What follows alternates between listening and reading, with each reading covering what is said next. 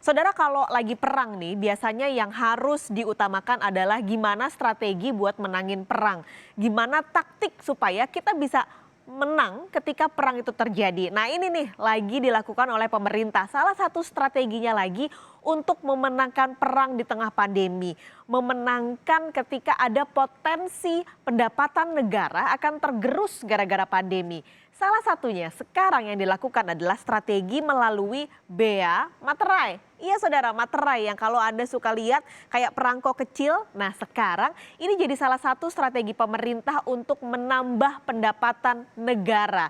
Kejar penerimaan negara sampai materai saudara. Jadi nanti per 1 Januari 2021 akan ada revisi Undang-Undang Bea Materai. Kita lihat datanya. Jadi yang direvisi adalah Undang-Undang tahun 85. Memang udah lama banget ternyata usianya ya, di nomor 13 tahun 85. Undang-Undang Bea Materai ini ternyata usianya udah 35 tahun, nggak pernah diubah, nggak pernah direvisi. Nah pas banget nih momennya ketika pemerintah sedang berusaha mencari penerimaan negara, direvisilah undang-undang ini. Sekarang undang-undangnya sudah ada di tangan Komisi 11 dan juga pemerintah yang akan diresmikan melalui paripurna. Jadi kalau udah ketok palu 1 Januari 2021 akan ada perubahan soal bea materai ini. Apa yang berubah? Jadi yang pertama nantinya harganya naik jadi Rp10.000. Kalau Anda taunya materai adalah Rp3.000 dan juga Rp6.000, nanti materai itu harganya Rp10.000 untuk satu materai. Sementara materai di revisi undang-undang juga akan berlaku untuk transaksi daring. Kalau sekarang semua transaksi yang di hitam di atas putih aja ada materainya. Kalau Anda transaksi secara daring nggak ada materai, nanti tahun depan akan ada mulai biaya materai sebesar Rp10.000 per transaksi untuk transaksi daring. Dan yang ketiga, nantinya materai hanya berlaku selama 5 tahun. Tapi belum ada aturan turunan. Gimana nanti sistemnya? Kalau setelah 5 tahun apakah materai harus diperbaharui atau bagaimana? Nah ini belum ada aturan turunan. Maka dari itu pemerintah memang sengaja sosialisasi dulu nih di bulan September. Jadi ada waktu 3 sampai 3,5 bulan untuk sosialisasi dan juga membuat aturan turunan bagaimana nantinya materai ini akan berlaku.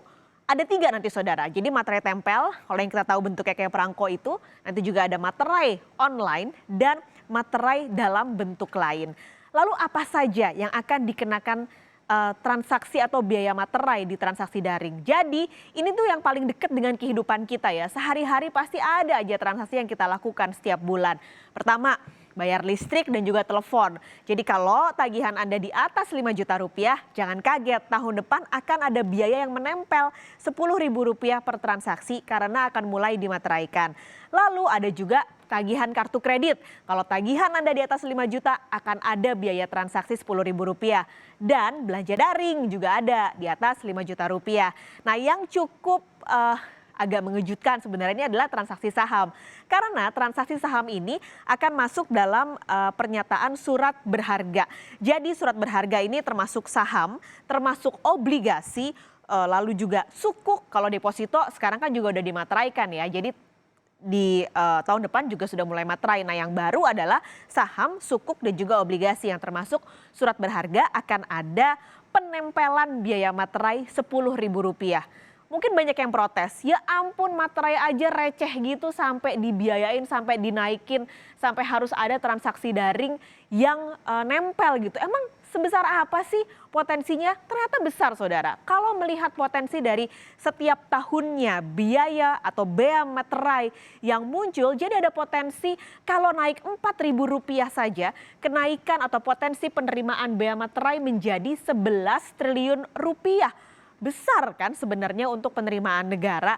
Ditambah ini ada potensi dari transaksi daringnya adalah sekitar Rp5 triliun untuk materai digital. Makanya kenapa akhirnya undang-undang itu direvisi di tahun depan akan ada materai Rp10.000 tidak hanya secara offline tapi juga secara online. Jadi jangan kaget saudara.